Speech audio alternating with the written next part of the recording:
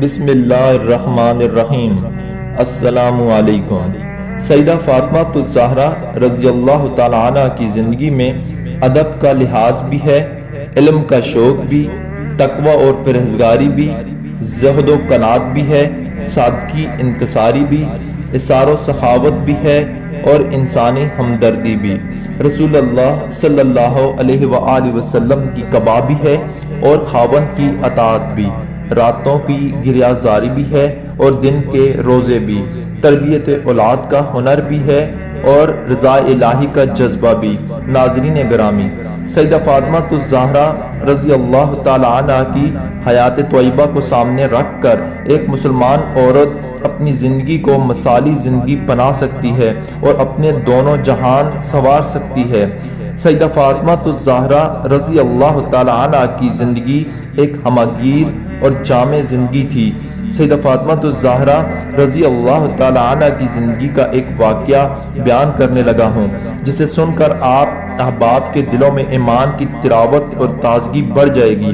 حضرت جابر رضی اللہ تعالی عنہ فرماتے ہیں کہ کئی دن تک حضرت محمد صلی اللہ علیہ وآلہ وسلم کو کھانے کے لیے کچھ نہ ملا۔ بھوک نے سرکار دو عالم صلی اللہ علیہ وآلہ وسلم کو بہت ستایا تو آپ صلی اللہ علیہ وآلہ وسلم اپنی تمام ازواج مطہرات کے گھر تشریف لے گئے، لیکن آپ صلی اللہ علیہ وآلہ وسلم کو کسی کے ہاں کھانے کو کچھ نہ ملا تو نبی کریم صلی اللہ علیہ وآلہ وسلم حضرت فاطمہ الزہرا رضی اللہ تعالی عنہ کے ہاں تشریف لے گئے اور فرمایا، اے بیٹی، کیا تمہارے پاس کھانے کے لیے کچھ ہے؟ کیونکہ مجھے بہت بھوک لگی ہے۔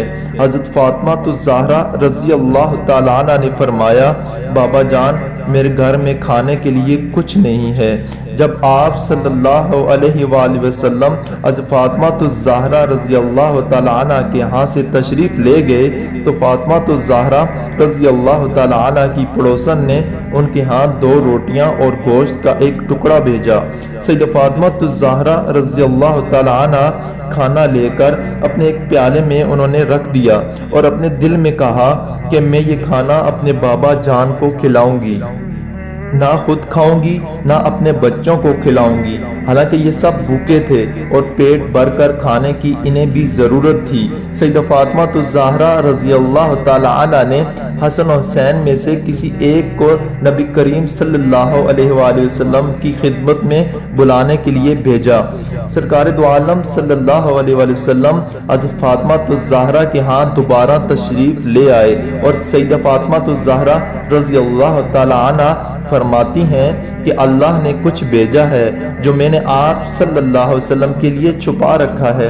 آپ صلی اللہ علیہ وآلہ وسلم نے فرمایا، بیٹی لے آؤ۔ حضرت فاطمہ الزہرا رضی اللہ تعالیٰ عنہ فرماتی ہیں، میں وہ پیالہ لے آئی، اسے کھولا تو میں دیکھ کر حیران رہ گئی کیونکہ سارا پیالہ روٹی اور گوشت سے بھرا ہوا تھا۔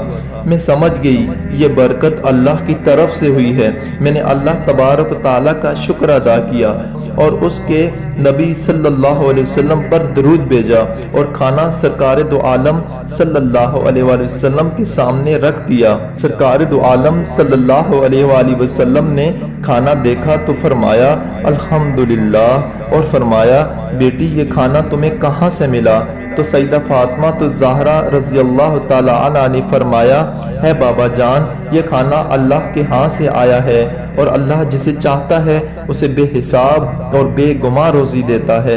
آپ صلی اللہ علیہ وآلہ وسلم نے اللہ کا شکر ادا کیا اور فرمایا، تمام تعریفیں اس اللہ کے لیے ہیں جس نے تمہیں بنی اسرائیل کی عورتوں کی سردار حضرت مریم علیہ السلام کے مشابہ بنایا ہے، کیونکہ اللہ تعالیٰ جب انہیں روزی دیتے اور ان سے اس روزی کے بارے میں پوچھا جاتا تو کہتی یہ رزق اللہ کے پاس سے آیا ہے۔